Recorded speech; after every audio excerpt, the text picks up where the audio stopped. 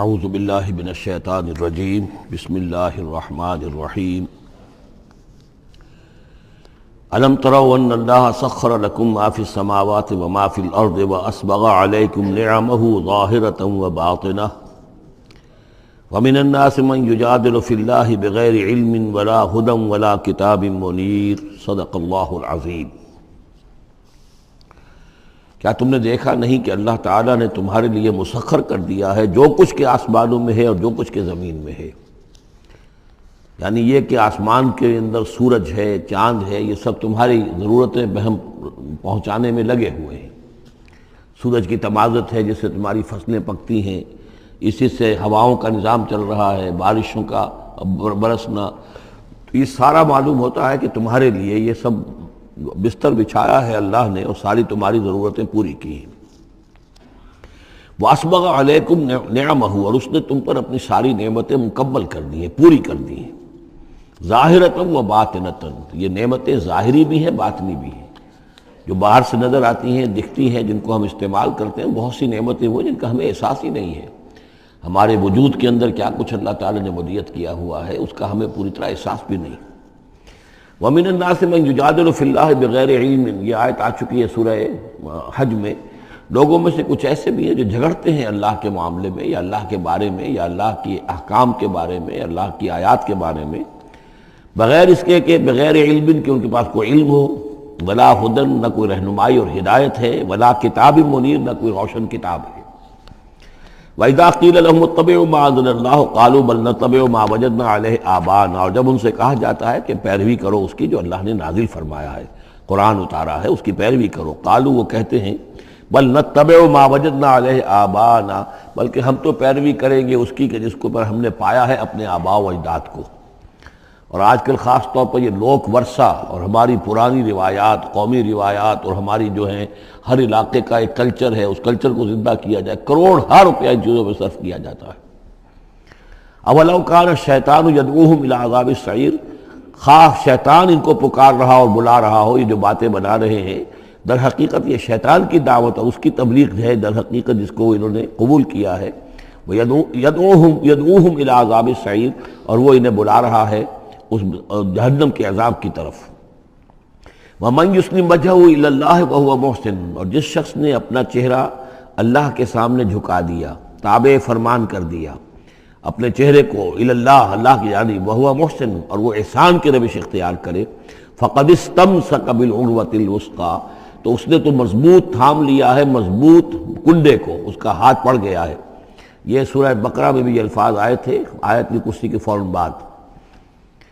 فَمَن يَكْفُرْ بِالطَّاغُوتِ وَيُؤْمِن بِاللَّهِ فَقَدِ اسْتَمْسَكَ بِالْعُرْوَةِ الْوُثْقَىٰ وَإِلَى اللَّهِ عَاقِبَةُ الْأُمُورِ، اور تمام معاملات کا انجام آخر کار اللہ ہی کے ہاتھ میں ہے، اللہ ہی تک اس کو لوٹا دیا جائے گا۔ وَمَن كَفَرَ فَلَا يَحْزُنكَ كُفْرُهُ، اور اے نبی جو کفر کر رہا ہے تو آپ اس کے کفر اور کفر کے لیے جو وہ بھاگ دوڑ کر رہا ہے اس سے آپ پریشان نہ ہو، دلگیر نہ ہو۔ الینا مرجعہم، میری طرف ان سب کو لوٹنا ہے، فننبئہم بما عملوا، ہم انہیں اچھی طرح بتا دیں گے، جتلا دیں گے جو کچھ کہ انہوں نے کیا تھا۔ ان اللہ علیم بذات الصدور، یقیناً اللہ تعالیٰ تو جو کچھ سینوں میں چھپا ہوا ہے اس سے بھی واقف ہے۔ نمتعہم قلیلا، ہم انہیں ذرا تھوڑی دیر کے لیے ساز و سامان دے رہے ہیں، دنیا کے اندر یہ مزے لے لیں، مزے لوٹ لیں۔ ثم نضطرہم الی عذاب غلیظ، پھر ہم انہیں کشاں کشاں لے آئیں گے، کھینچ کر پکڑ کر لے آئیں گے اس عذاب کی طرف جو بہت گاڑھا ہے۔ وَلَئِن سَأَلْتَهُم مَّن خَلَقَ السَّمَاوَاتِ وَالْأَرْضَ لَيَقُولُنَّ اللَّهُ، اور جب اگر آپ ان سے پوچھیں کس نے پیدا کیا آسمان اور زمین تو وہ کہیں گے اللہ نے۔ قُلِ الْحَمْدُ لِلَّهِ، کہیے الحمدللہ، ساری حمد بھی پھر اسی کی ہے۔ بل اکثرہم لا یعلمون، لیکن یہ کہ ان کی اکثریت علم نہیں رکھتی۔ للہ ما فی السماوات والارض، آسمان اور زمین میں جو کچھ ہے وہ اللہ کے لیے ہے، اللہ ہی کا ہے، اللہ کی ملکیت ہے، یہ لام تملیک ہے، اللہ کی ملکیت ہے ہر وہ شے جو بھی کچھ ہے آسمانوں میں اور زمین میں۔ ان اللہ هو الغنی الحمید، یقیناً وہ غنی ہے، اسے کوئی احتیاج نہیں، اور حمید ہے، بڑی خوبیوں والا ہے، اپنی ذات میں ستودہ صفات ہے۔ وَلَوْ أَنَّ مَا فِي الْأَرْضِ مِنْ شَجَرَةٍ أَقْلَامٌ، اور اگر جتنے بھی زمین میں درخت ہیں وہ قلم بن جائیں، والبحر، اور سمندر جو ہے وہ سیاہی بن جائے، جیسے میں یہ مضمون سورہ کہف میں بھی آ چکا ہے۔ قل لو كان البحر مدادا لكلمات ربي ولنفد البحر قبل ان تنفد كلمات ربي ولو جئنا بمثله مددا، اگر پورا سمندر جو ہے میرے رب کے کلمات کو لکھنے کے لیے سیاہی بن جائے تو وہ سیاہی سمندر ختم ہو جائے گا، لیکن یہ کہ میرے رب کے کلمات ختم نہیں ہوں گے چاہے اتنا ہی سمندر اور لے آیا جائے۔ وہی مضمون یہاں بھی آ رہا، اور یہ بات نوٹ کی ہے، میں نے کئی مرتبہ آپ کو بتائی ہے کہ اہم مضامین قرآن مجید میں کم سے کم 2 جگہ ضرور ملتے ہیں۔ وَلَوْ، اب وہاں پر صرف سیاہی کا تذکرہ تھا، یہاں سیاہی کے ساتھ قلم۔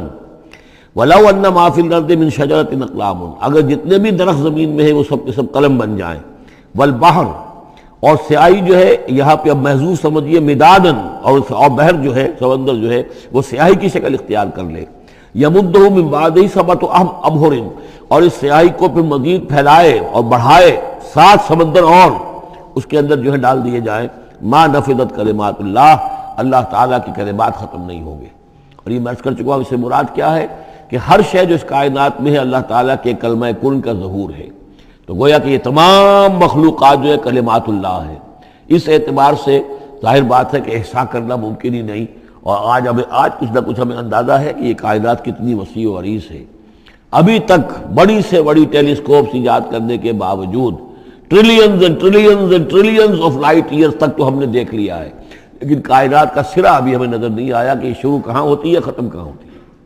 تو اس سے اندازہ کریں اللہ تعالیٰ کی خلاقی کا اور اس کی مخلوقات کتنی ہیں۔ تو وہ جتنے بھی کلمات کن ہیں، اگر ان کو لکھنے کے لیے تمام جو ہے زمین کے درخت وہ قلم بن جائیں اور تمام سمندر جو ہیں وہ سیاہی بن جائیں اور 7 سمندر اور بھی اس میں ایڈ کر دیے جائیں، تب بھی یہ کہ اللہ کے کلمات ختم نہیں ہوں گے۔ ان اللہ عزیز الحکیم، یقیناً اللہ تعالیٰ زبردست ہے، حکمت والا۔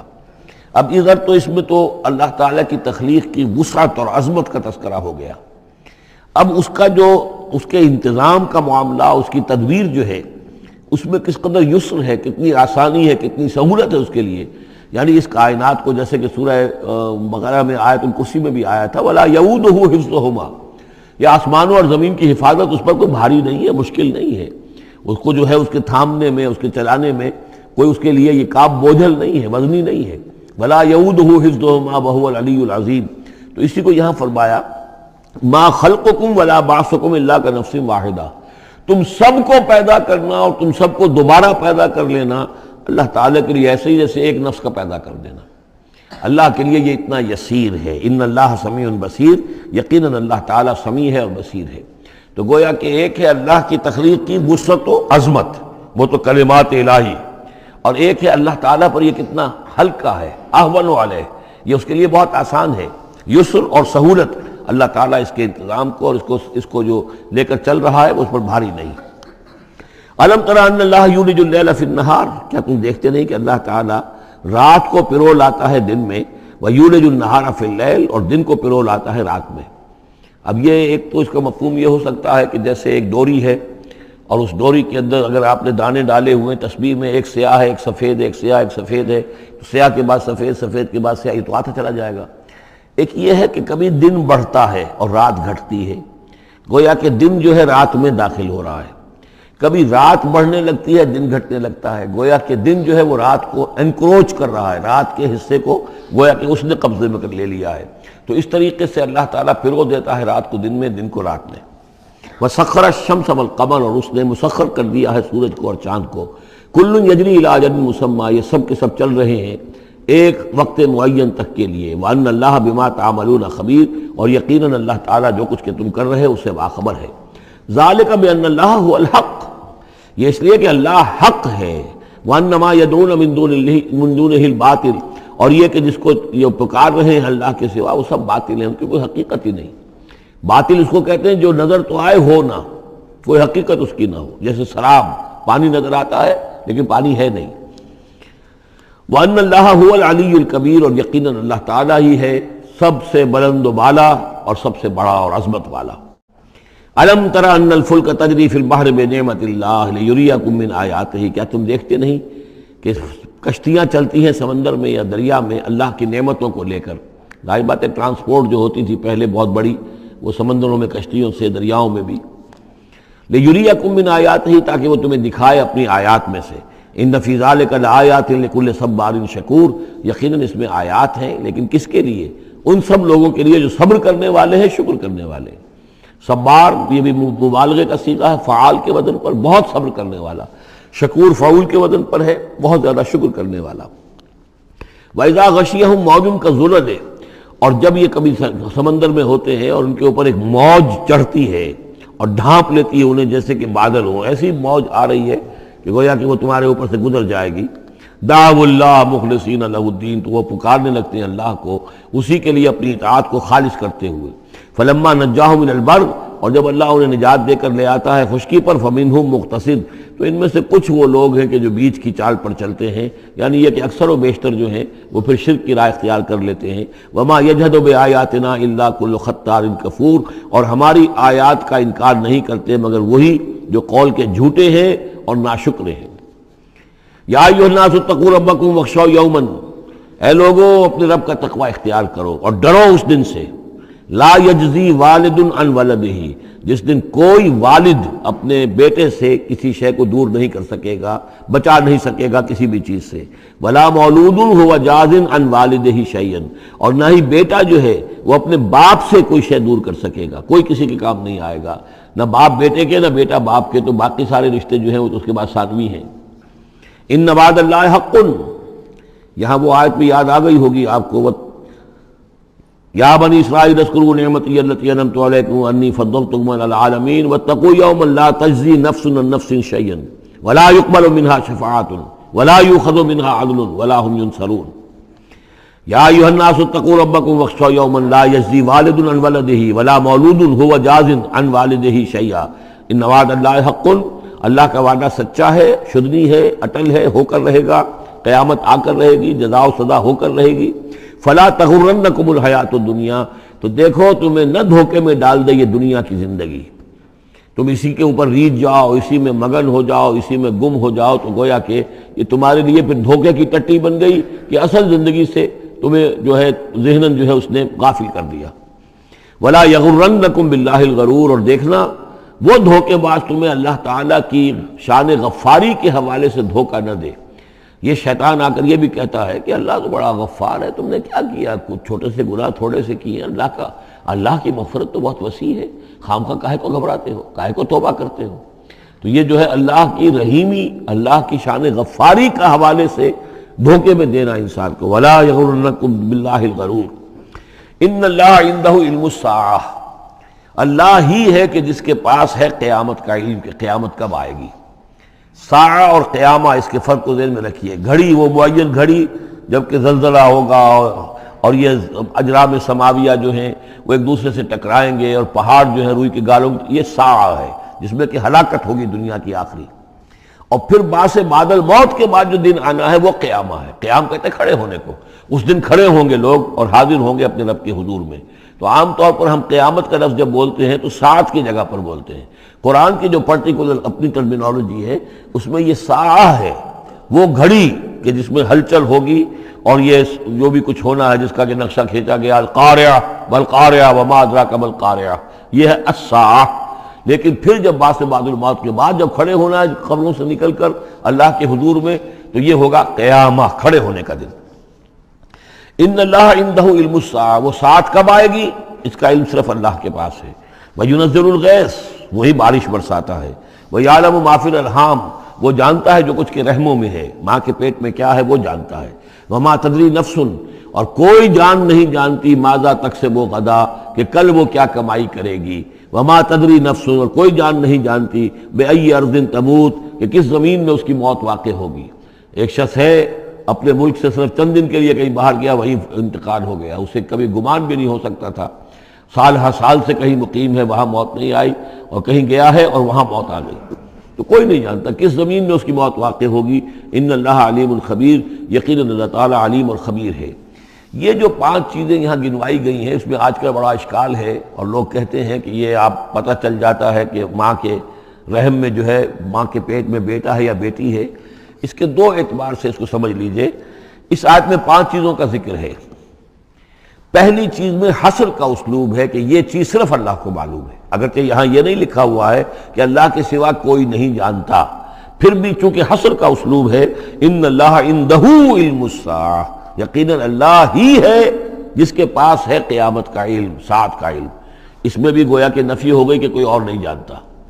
دو آخری چیزوں میں بھی آئے نفی ہے، وما تدری نفس ماذا تکسب غدا، کوئی نہیں جانتا کہ کل وہ کیا کمائے گا، اس میں بھی کیٹیگوریکل نفی ہے اس کی۔ وما تدری نفس بأی ارض تموت، یہ بھی پھر کیٹیگوریکل نفی ہے کہ نہیں کوئی جانتا، کوئی جان نہیں جانتی کہ کہاں اس کی موت واقع ہوگی۔ لیکن دو چیزیں جو ہیں ان میں کیٹیگوریکل ڈینائل نہیں ہے۔ وَيُنَزِّلُ الْغَيْثَ، اللہ بارش برساتا ہے، یہ کہاں لکھا؟ نہ یہاں اس حصر کا اسلوب ہے، نہ یہ لکھا ہے کہ یہ کام جو ہے صرف اللہ کرتا ہے۔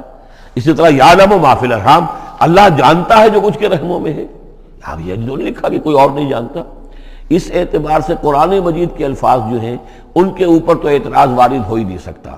البتہ اعتراض اگر کچھ وارد ہوتا تو ایک حدیث پر ہوتا ہے۔ حدیث میں یہ آیا ہے کہ حضرت جبرائیل نے جب پوچھا تھا کہ مجھے قیامت کے بارے میں بتائیے، تو اس میں سے ایک روایت میں یہ الفاظ آئے ہیں کہ فی خمس لا یعلمہن الا اللہ، یہ قیامت کا علم جو ہے یہ تو ان 5 چیزوں میں سے ہے جنہیں اللہ کے سوا کوئی نہیں جانتا، اور وہاں حضور نے یہ ساری چیزیں گنوائی ہیں۔ اس کا جو ہے جواب وہ یہ ہے کہ رحم میں کیا ہے اس کا صرف ایک پہلو ہمیں معلوم ہوا ہے کہ وہ بیٹا یا بیٹی ہے، باقی جو کچھ ہے اس کے نہ معلوم کتنے پہلو ہیں، کتنا ذہین ہے، کس قدر فطین ہے، اس کے اندر کیا اوصاف ہے، اس میں کیا صلاحیتیں ہیں، شقی ہے یا سعید ہے، نیکوکار ہوگا بدکار ہوگا، کیا پتہ ہے، یا ہوگا یا ہوگی۔ تو اس سے یہ کہ اس کی جو حدیث کا بھی معاملہ ہے اس کی بھی جو ہے اس کی توجیہ موجود ہے، اس پہ کسی گھبرانے کی ضرورت نہیں ہے۔ ان اللہ علیم الخبیر، یقینا اللہ تعالی علیم اور خبیر ہے۔